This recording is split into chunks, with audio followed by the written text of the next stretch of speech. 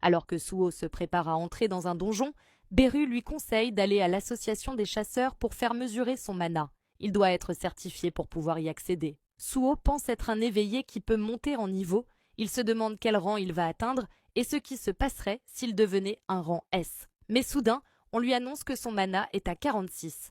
Il est donc un éveillé de rang E.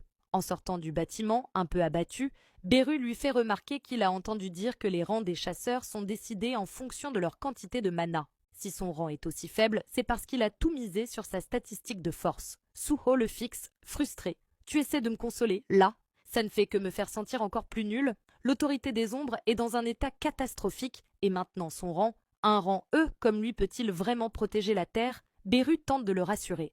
Contrairement aux autres, Suho peut monter de niveau. Mais ce dernier rétorque qu'il a entendu dire que les chasseurs de rang E ou F sont rarement recrutés dans des groupes de raids. À ce rythme, même entrer dans un donjon va devenir compliqué. Soudain, une idée lui traverse l'esprit. Dans les raids de donjon, les tâches sont réparties. L'équipe d'attaque nettoie le donjon, les dépeceurs suivent derrière pour récupérer les carcasses de monstres, et enfin, l'équipe de minage extrait les ressources depuis l'arrière-front.